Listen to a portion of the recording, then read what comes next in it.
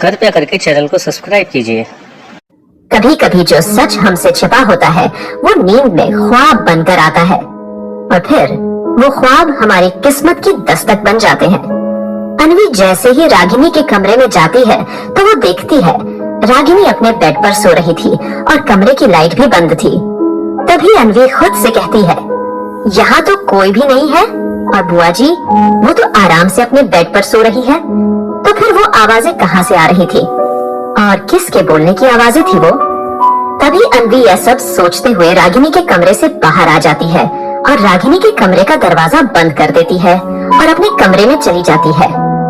अन्वी के जाते ही रागिनी उठती है और अपने बेड पर बैठ जाती है और एक राहत की लंबी गहरी सांस लेते हुए खुद से कहती है, थैंक गॉड, जो प्रताप ने किसी के मेरे कमरे की तरफ आने वाले कदमों की आवाज को सुन लिया था और हम तब सतर्क हो गए थे, वरना पता नहीं क्या हो जाता।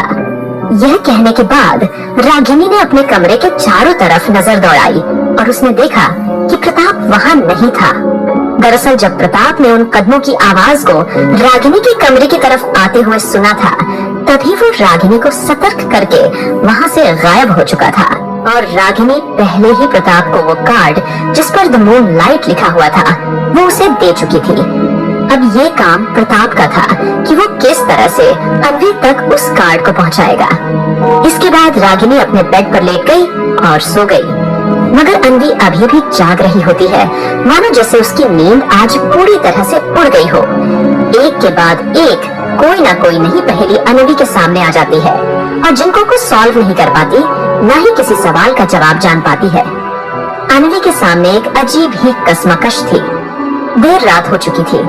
काली रात के अंधेरे में ऊपर काले आसमान में सफेद चांद बहुत तेजी से चमक रहा था और सब जगह एक रोशनी बिखेर रहा था। इस चांद की रोशनी इतनी तेज थी कि वो अन्वी के कमरे की खिड़की से सीधे कमरे के अंदर आ रही थी। रात काफी ज्यादा हो चुकी थी। अन्वी अपने बेड पर लेटी हुई थी। जैसे तैसे करके फिलहाल उसको नींद आ ही जाती है और फिर वो एक गहरी नींद में सो जाती है। तभी अन्वी के कमरे में वही काला साया जिसका नाम प्रताप है वो दाखिल होता है। पहले वो सबसे पहले अन्वी को देखता है। अन्वी एक गहरी नींद में सो रही होती है। इसके बाद वो बड़ी ही सावधानी से उस कार्ड को निकलता है और उसे कमरे की एक टेबल पर रख देता है।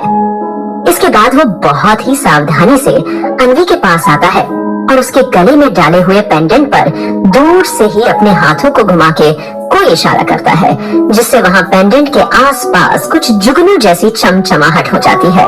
इसके बाद फिर प्रताप बहुत अनवी से बहुत धीमी आवाज में फुसफुसाता है, जल्दी करो प्रिंसेस, जल्दी अपने आप को और अपनी शक्तियों को पहचानो, क्योंकि हमें और सपनों की दुनिया को और महाराजा आर्यन को सबको तुम्हारी जरूरत है और हम सब आपका बेसब्री से इंतजार कर रहे हैं। इतना कहकर प्रताप वहाँ से गायब हो जाता है। प्रताप के जाने के बाद अन्वी के गले में उसका पहना हुआ उसका पेंडेंट चमकने लगता है। अन्वी के उस पेंडेंट में जो धीमी धीमी सी रोशनी निकल रही थी वो कुछ देर बाद इतनी ज्यादा बढ़ गई कि जिससे अन्वी का पूरा कमरा चकाचौंध हो गया। मगर अन्वी इस बात से अनजान गहरी नींद में सो रही थी। तभी अन्वी को एक सपना आया और वो फिर से उस सपने की गहराई में इतनी ज्यादा उतर गई कि जैसे कि वो कोई सपना नहीं बल्कि हकीकत हो। अन्वी को जब यह सपना आया तो पहले तो उसने अपनी आंखों को बंद कर रखा था, पर जैसे ही उसने अपनी आंखें खोली तो उसने खुद को किसी अलग दुनिया में पाया। यह दुनिया इंसानों की दुनिया से बिल्कुल अलग थी और यह दुनिया उसी दुनिया से मिल रही थी जैसी दुनिया अन्वी ने कुछ समय पहले अपने सपने में देखी थी। दरअसल अन्वी को कुछ दिनों पहले एक सपना आया था जिसमें उसने खुद को ऐसे ही किसी अलग दुनिया में पाया था। वो जगह बहुत ही ज्यादा सुंदर थी और किसी जन्नत से कम नहीं लग रही थी और उस दुनिया को देखकर अन्वी को ऐसा लग रहा था जैसे मानो कि वो हमेशा हमेशा के लिए ही उसी दुनिया में रह जाए।